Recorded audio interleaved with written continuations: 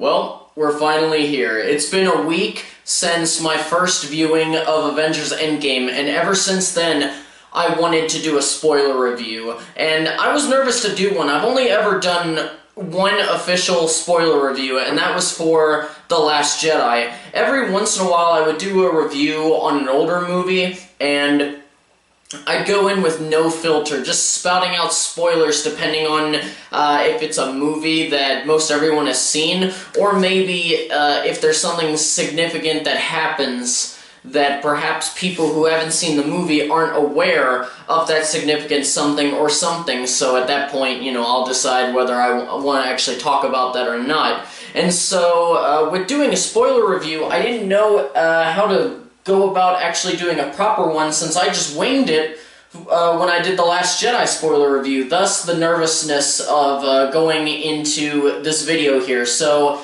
in order to at least get the majority of the nervousness out, I thought, okay, people are maybe, you know, going to want to wait on watching any kind of spoiler reviews until they were able to see the film, especially if they weren't able to secure tickets for opening weekend, and they were only able to do it for maybe the second weekend. And for everybody else who had to wait until the third week, you know, this will still be here when you're done.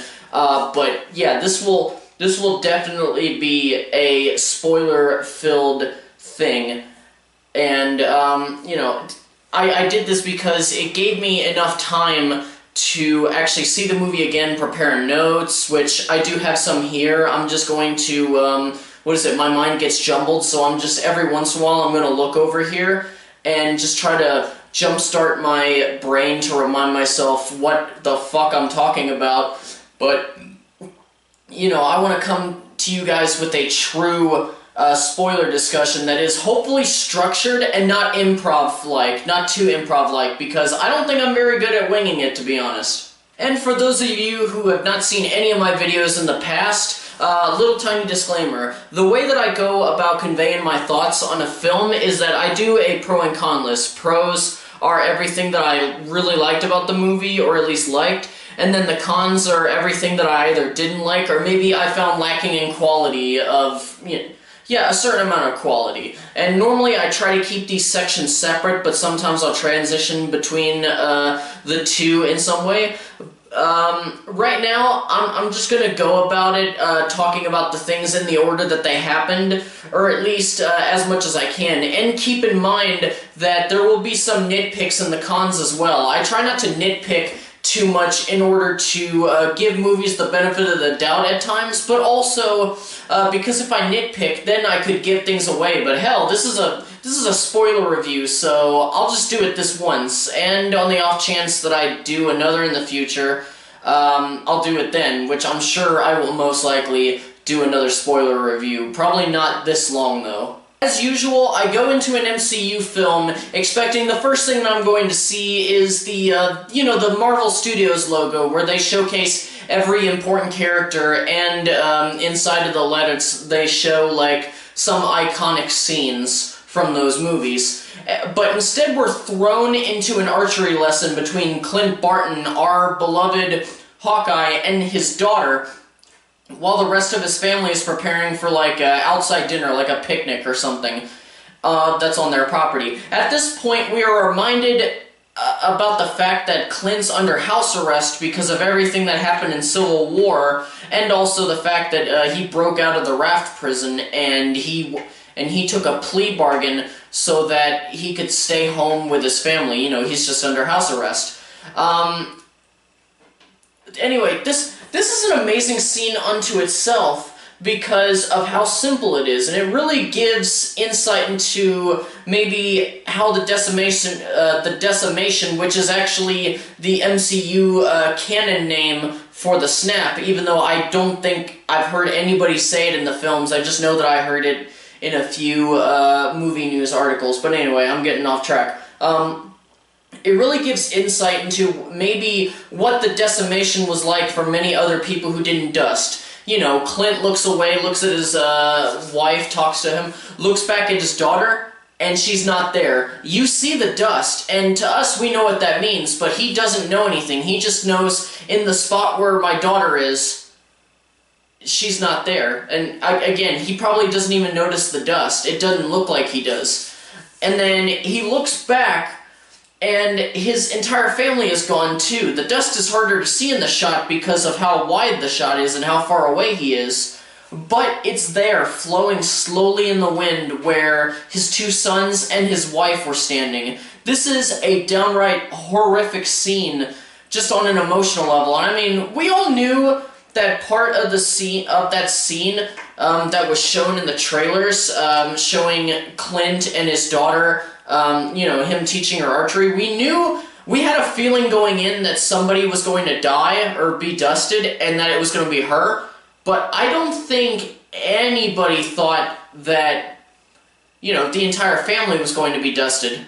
After that scene, we do get the Marvel Studios logo with this easy listening pop song playing on top of it. It took me out of the movie the first time, but then I realized it was just a song off of one of Star-Lord's either his cassette tapes or the Zune player. I don't remember if they showed, but anyway.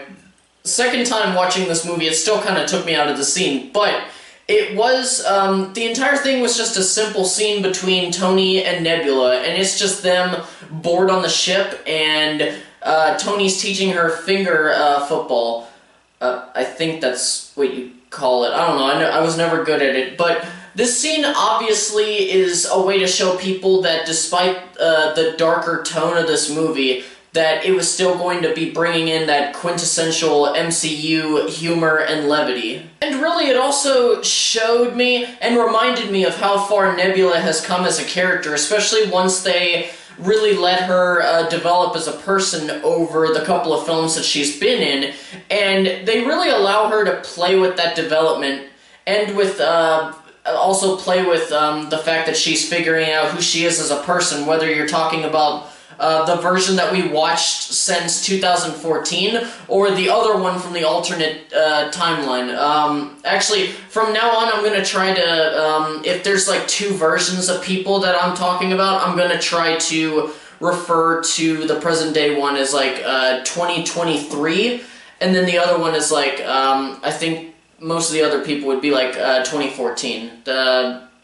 Yeah, that's how I'll do it. The next scene we get is just Tony by himself recording a message for Pepper, which, by the way, nothing too big to say on their reunion, but I loved it a lot. I don't like to hate on Pepper or Gwyneth Paltrow like many people do. I really don't get it. But anyway, rewatching this scene again just reminded me of how amazing Robert Downey Jr. is in this role and has been in this role of the father of the MCU, and how many great performances he's given as Iron Man, especially in the past couple of years. I mean, I remember when people were spouting out Oscar buzz for his performance in Civil War, and with this movie, he's given another outstanding performance, one that has once again called into question his chances of a nomination next year for this role for Tony Stark / Iron Man.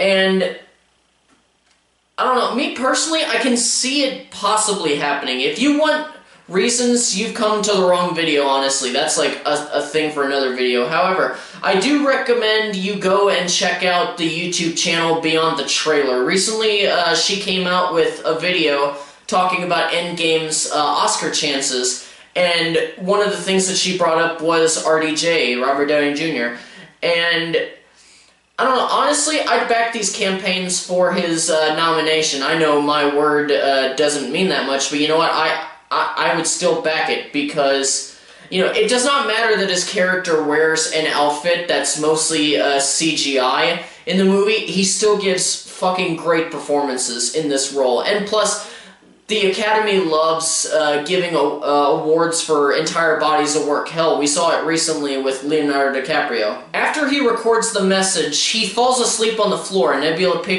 picks him up, puts him in a chair so that he can be more comfortable. And then we have this scene where we see him and his face is just getting brighter, outright telling us that there's something coming towards the ship.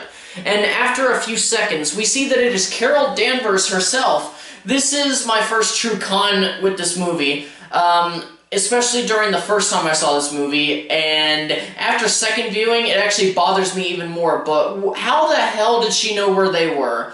I mean, in between her last appearance in the MCU, you know, where she meets the Avengers left on Earth in her solo film's mid-credit scene, and her showing up at this point to rescue our two heroes, I mean, what the hell was she doing? And was she out there looking for them? If so, how did she go about finding them? And if not, what was she even doing around there in the first place to where she happened to stumble upon them? And since I'm on the topic of Captain Marvel already, I'll go ahead and talk about her utilization in Endgame as a whole. And I'm doing this now instead of going in order because there's not much of her in this movie. I mean, as you guys probably know, I wasn't a big fan of her solo movie. I just thought it was okay. And I gave Brie Larson the benefit of the doubt because of, you know, how her character was written. And even in this film, her performance is still good. I mean, she's doing what's called of her, but I would argue that the character is worse in Endgame than she was in the first movie.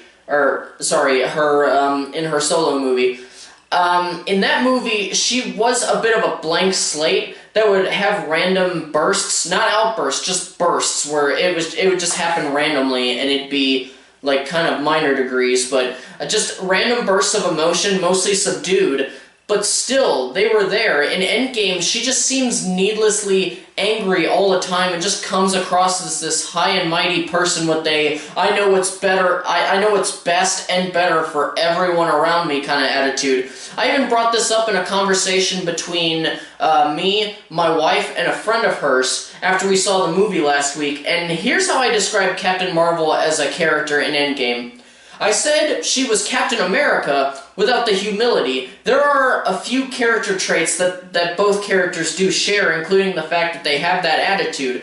But Captain America is so much more humble, and he obviously does the things that he does to benefit his fellow men and women in the long run, even if in the current moment maybe it doesn't seem like that's the best option. He's still doing it for a good reason. With Captain Marvel, you don't really feel that. I will say, though, her new haircut in the movie actually looks cool, and the scenes where she's flying straight through Thanos' ship, and when she's going one-on-one with him, where he headbutts her, and she's completely unfazed, pure awesomeness. After a bit, the majority of what's left of the Avengers, you know, not including Iron Man, as well as Nebula, Rocket, and Danvers, they all head over to the planet that Thanos has decided to retire on. This scene is probably the thing that I theorized about the most. I didn't really theorize very much about the movie except for, like, small things here and there, including the first scene with Clint and his family. But I figured that they'd go to the planet and either Thanos had found a way to destroy the stones, which is actually what happened, or I thought that maybe the gauntlet would be so badly damaged that he would just give up the gauntlet and basically say, take them, they don't work anymore. I couldn't fix things even if I wanted to. And that was because I thought that Thanos wasn't going to be the main antagonist of the film. I wasn't thinking that someone else was going to show up. I know a lot of people thought maybe Kang the Conqueror was going to be a secret villain, which he didn't end up being, obviously. I didn't think it was going to be some random baddie or anything like that. I thought that the entire situation of, you know, the snap and them trying to bring everybody back, I thought that that was going to be the primary antagonistic. I have issues with that word, but I mean, it kind of is for a good portion of the film, but then it changes a little bit, but you know what I mean. But then the trailers showed me scenes of Thanos in armor, and then I thought, okay, maybe I'm not right. You know, his armor and that really sick-ass double-bladed claymore that he had. And because of that, I thought that my theory was wrong in every way. Luckily, I was partially right, especially with Thanos destroying the stones, because it makes sense because of who his character was. I mean, he wanted to retire. He didn't want the temptation of being able to possibly use them again. And of course, it made sense that Thor would actually kill Thanos, but I thought it would actually happen later in the film, and that maybe Nebula would kill him. That's another thing that I did theorize that was wrong. And then we get the tag after Thor walks out of the hut after decapitating Thanos, and it just says 5 years later. We get to see a world that feels post-apocalyptic. You know, entire cities look deserted and feel deserted. Hundreds of boats are surrounding the Statue of Liberty Island. You know, whether it's because people are staying there or the boats just happen to drift there, I don't know. I don't know how these things work. Now, I do think that they should have put a bit more focus on how the world is operating now, but that's mostly just a nitpick. But I get it. They decided that they want to showcase our heroes at their lowest point, giving us a chance to see them, you know, portrayed as the most human that we've ever seen them in this universe. And, you know, we see Black Widow trying to keep the world from crumbling and falling apart by checking in on some of her comrades around the world as they deal with different events, whether it's crime, terrorism, or even just ecological disasters like an earthquake. And then, hell, Cap isn't even acting like Cap. At this point, Captain Steve Rogers is now a support group counselor for survivors of the decimation, which actually mirrors Falcon whenever he met him in Captain America Winter Soldier, because if I remember correctly, Falcon was a support group counselor for veterans with PTSD and injuries and stuff like that. Maybe people who got out and they don't know what to do after that point, like that kind of thing. I actually really liked that, that parallel.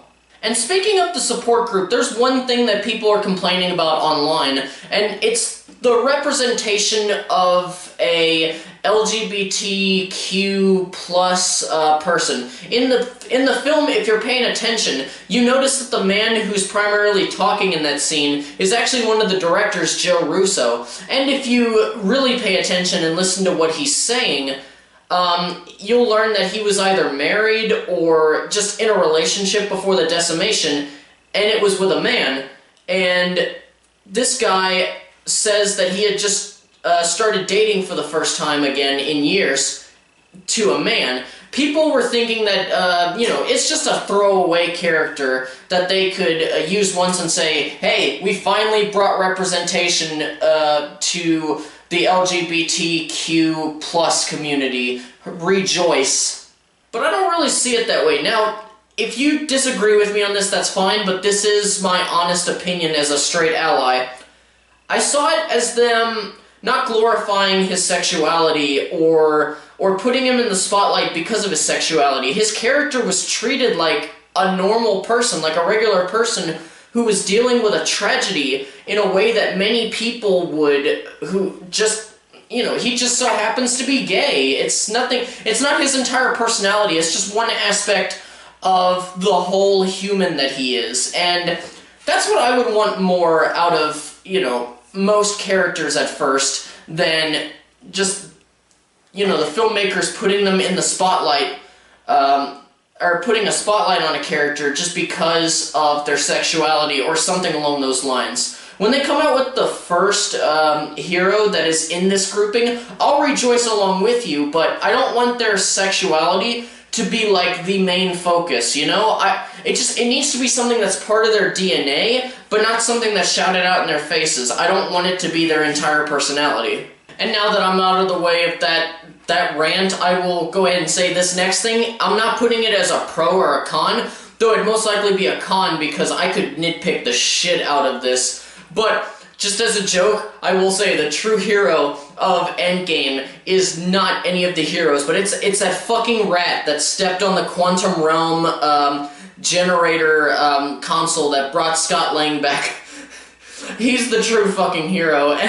And also, before this point, the movie was a bit of a slow burn, but once Scott shows up, that's when the film starts to really propel forward. I've seen people torn on how they feel about how the filmmakers utilized the Hulk in this movie, and I can tell you that I loved it. It felt different, and that's what you need with a character like this. If you just have him show up and just have him start smashing things all the time, it will very, very likely get boring. But I think they really did the character justice with this 3-film arc that they promised, where the Hulk became more of a person unto himself, and then it just basically ends with Banner and Hulk, reconciling, trying to find a way to coexist together, basically becoming Professor Hulk. And I will admit, the first time I was torn, because I liked the idea, but I also missed the smashing. But after a second viewing, I can tell you that I loved it. It was a risk that really paid off. And speaking of another risk that paid off, let's talk about Fat Thor. Again, this was one that I was completely torn on until my second viewing, and now I unapologetically love Fat Thor. It was just something that I don't think anyone could have predicted, and if you say that you did, you're a liar. But it was great to visually show the audience his inner pain and regret, maybe even a bit of remorse sprinkled in, just a bit, and we had a character who wasn't buff that just went out and fought for something and for his friends. It's a good message in there about doing the right thing and standing up for what you believe in, and how it doesn't matter that you don't have abs and you're not skinny, muscular, or both. Just go.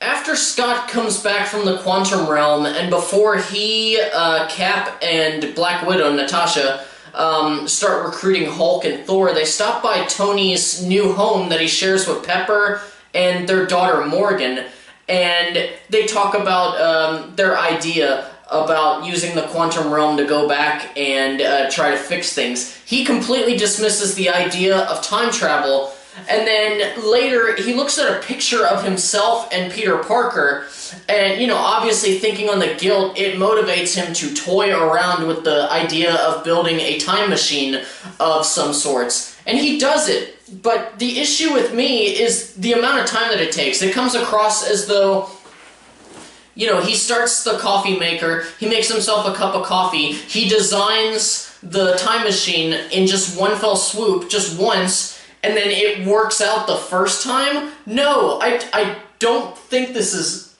I think it's really stupid, and I don't know, it's really weird. Going in, I knew that Hawkeye was basically going to become Ronin, but I had little to no knowledge of who Ronin really was. I still don't, really, to this day. So I was going in pretty blind, but I will say, I was not disappointed with what I got. His introduction as Ronin is just him fighting through a Yakuza gang, or a sect, trying to find their leader, and the majority of the sequence is just in one take, and it's gorgeous. I mean, I've mentioned before in some of my older videos that one of my favorite things in cinema is when the filmmakers decide to take something in one take, and it lasts for a while. And this was definitely one of my favorites in the past few years. I think my absolute favorite is the one in The Shining, where Danny is just, riding down the halls on his tricycle. And I think that one's still the longest one take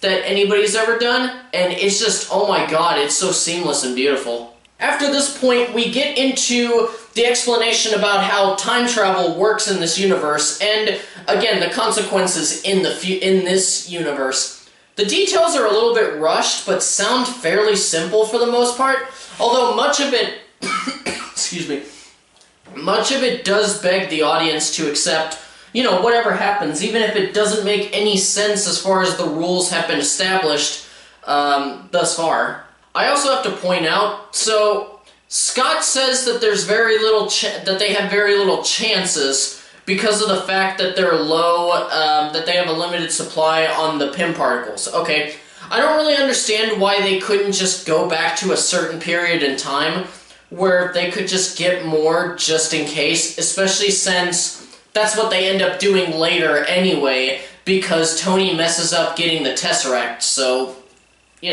I don't fucking get it. The time heist scene where, the plan is made and each stone is explained and, talked about where they were at different points. I'm gonna take off my hat because my hair is starting to feel a little greasy and it's not helping anything. But just talking about where they were at different points in time is very well done, and seemingly it's explained effortlessly, it seems.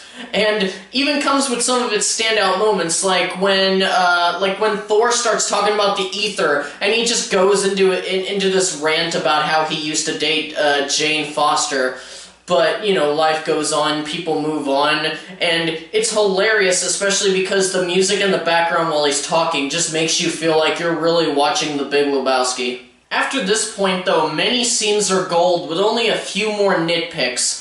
I'll probably come up with some more random ones a little bit later. But anyway, the first thing that I want to talk about are the cameos. I was not expecting so many cameos, and I don't know why I didn't. I mean, we got according to the Russos, we got the final Stan Lee cameo in this movie, and that one was a very nice one. But I mean, I'm talking about like Rumlow, played by Frank Grillo, came back. Tilda Swinton came back as the Ancient One.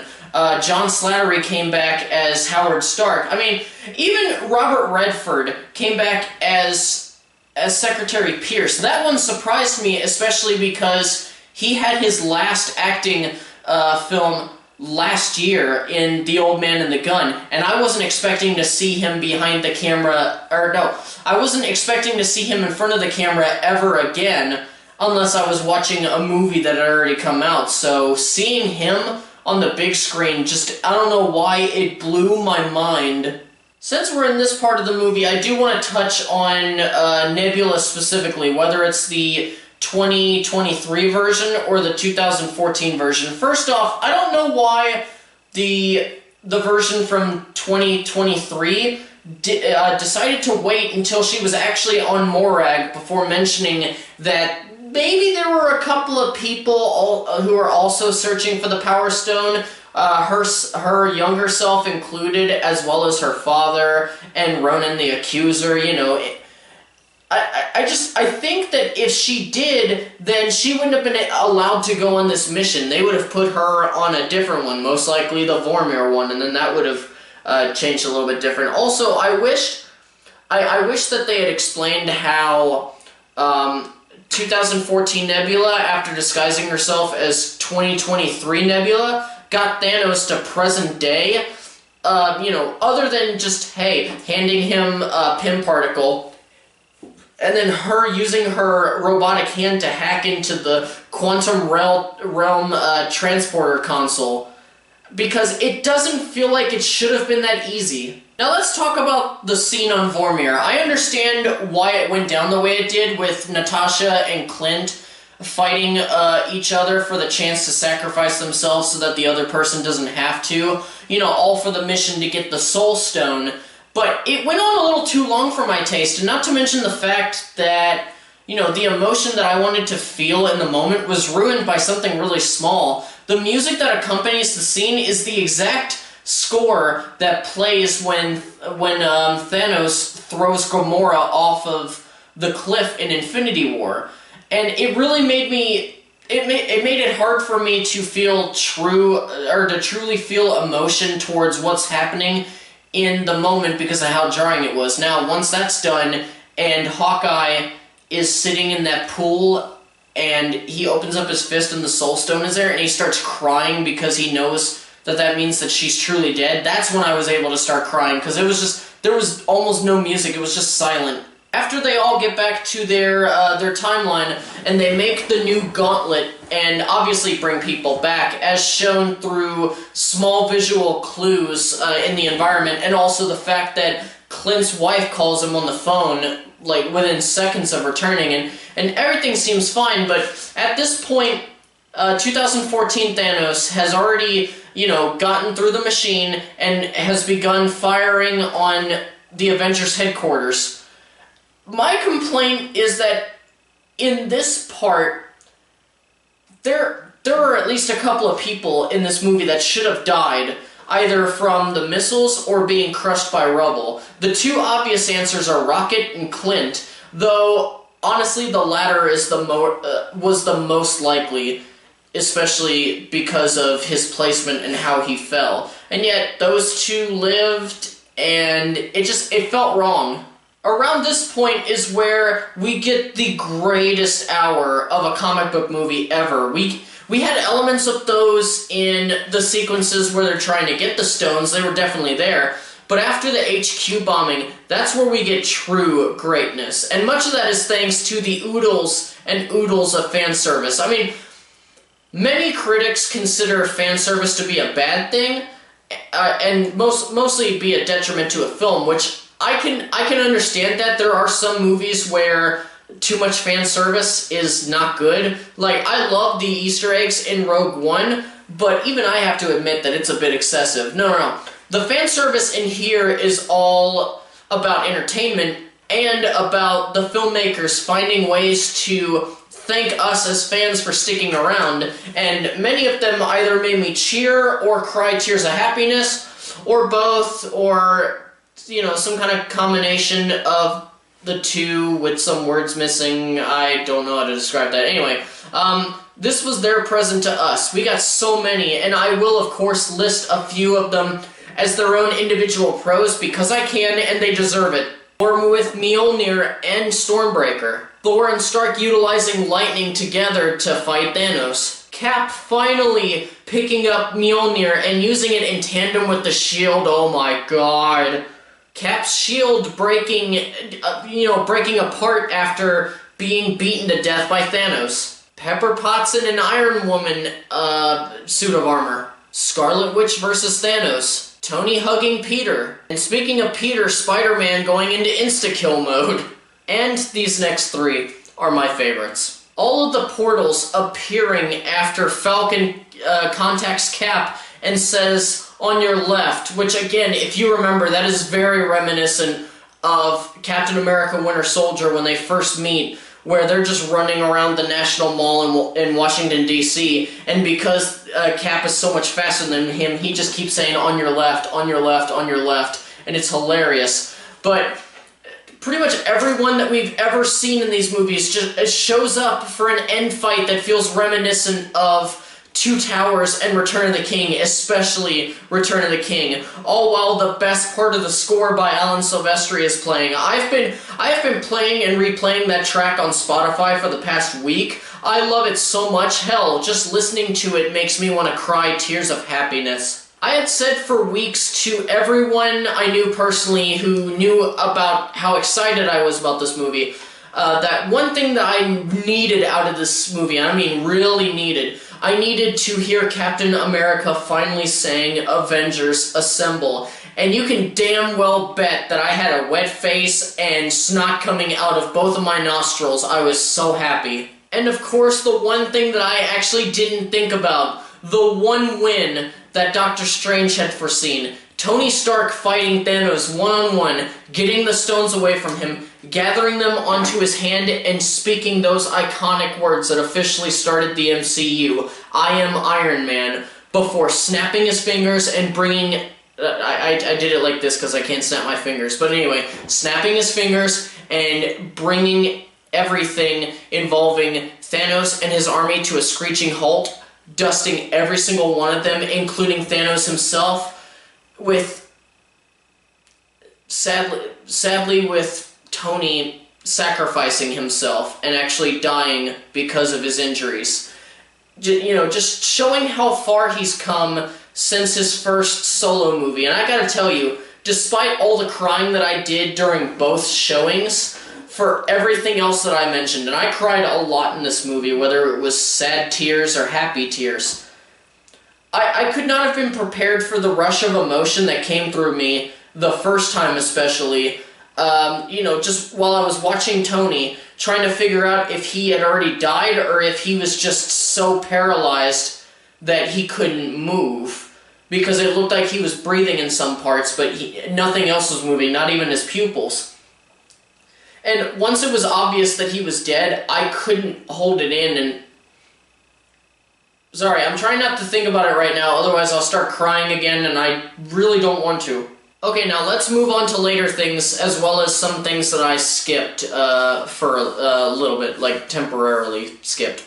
The scene in the end fight with all of the female heroes teaming up to get the gauntlet to the van is cool, but sadly it does feel forced in, at least with Infinity War, when Scarlet Witch was having issues and Okoye and Natasha showed up. That kind of made sense. They were in the area, it made sense, but I don't know, it didn't make any logical sense in this movie because it never looked like they were actually all in the same area when the scene started, so it just felt like, oh, one woman is about to do something cool, let's all team up with her, sprint over, here we are. And speaking of female heroes, Wasp is very underutilized in this movie. Hey, the sun's starting to come in. Oh. Yeah, if you couldn't tell, I've been doing this review since, like, I don't know, I got home at like 3 in the morning, I prepared my show notes so that I was able to convey my thoughts the best, and now it's like 7:47. Most likely when I'm done with this video, editing it and everything, it'll just be there online. But anyway, she's very underutilized in this movie. She shows up to help Scott with the van, and then she shows up in that all-female scene, and that's it. I honestly don't remember what she did in that scene. Either it wasn't important, or they didn't actually use her. I'm glad that in the end, those who were not snapped did not return, including Black Widow, but there were some exceptions, like, that alternate version of Loki that got to escape because of the Tesseract, or the younger version of Gamora that just so happened to end up staying. This is definitely another nitpick, but some extra time should have been made to help explain a bit of how Snap people are, integrated back into society, because there are way too many questions tied to that issue, including the fact that I would say at least half of the people that went to school with Peter have been done for like 5 years. Or 4 years. I don't remember if he's a 10th grader, 11th grader, whatever.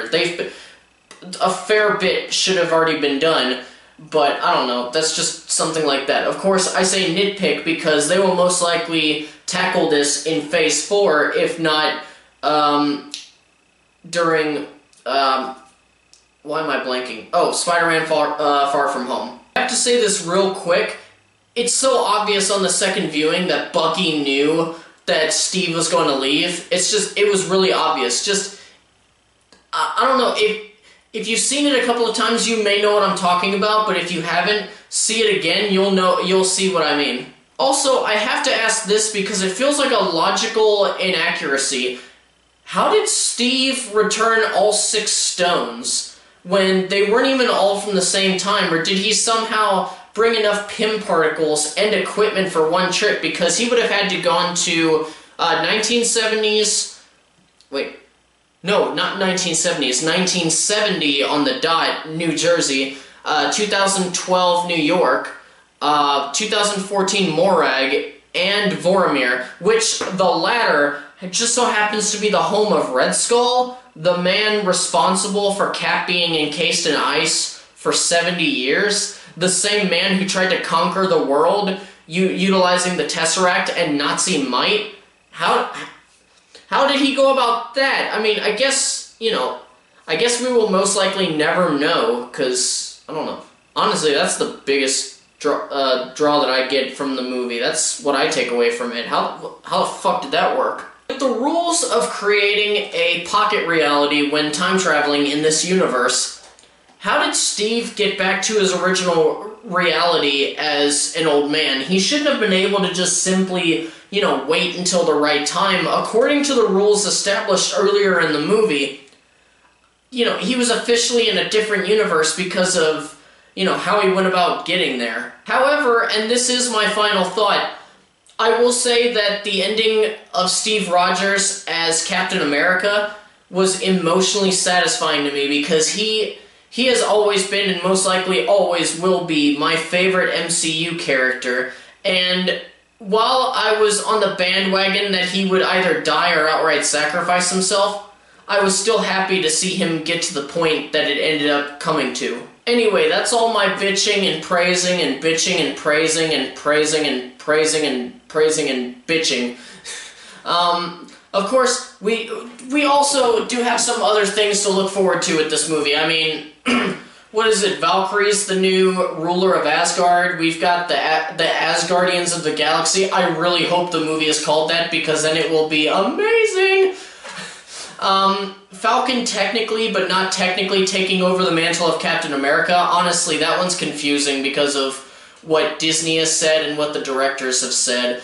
But, I don't know, and maybe some other things that I really can't think of right now. But yeah, those are my spoiler-filled thoughts of Avengers Endgame. I stick by my original statement on how, despite the logical inaccuracies that plague the film, Endgame is still a triumph of a film. And driving home, I thought really hard on what makes this film, what this film means to me.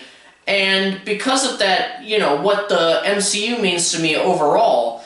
And we can all say that we grew up with Star Wars and Lord of the Rings and whatever film series or pop culture series, movie or TV that you grew up watching and enjoying, but it's different for those things with me. I grew up with Star Wars, but I never saw it initially form with my own eyes. I mean, I was born almost 20 years after the original movie came out. But this film franchise, this film universe, this MCU is my Star Wars. Now, I still love Star Wars despite the fact that I have had some issues with some of the more recent stuff. Like, I really enjoyed Last Jedi. I'm more referring to, like, Solo, and also the fact that they don't actually seem to be focusing on their canon very much like they promised.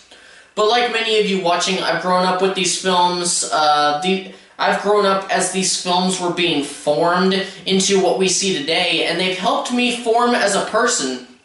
These types of movies are just another piece of the puzzle that captured my imagination, that got me interested in film as an art form, because these films experiment with what they can do within a comic book genre and try to be more than just comic book superhero movies. And I will continue to watch, these movies as long as they make content for the MCU, but this film definitely has that feeling of finality to it, you know what I mean? It feels like an era that's coming to an end, because it honestly is. Part of the journey is the end, as Tony Stark would say, and we are at the end of this wonderful thing called the Infinity Saga. Thank you guys so much for watching. I hope you enjoyed the video. If you did, please don't hesitate to hit that like button. And if you're new here, hit that subscribe button so that you can keep up to date with everything that's going on the channel. And also, don't forget to keep the conversation going down, I can't speak today. Keep the conversation going on down below. Please, just, tell me your thoughts in the comments section on the movie, some of the stuff that I talked about. Hell, say why you agree with me, say why you disagree with me, just, nothing hateful. I don't want anything like that on my channel. I want civility. But anyway, let me think, what else is there? Really, that's it. The only thing that I have left to say is farewell until the next video, all you casual moviegoers and movie fans alike, and keep on being awesome.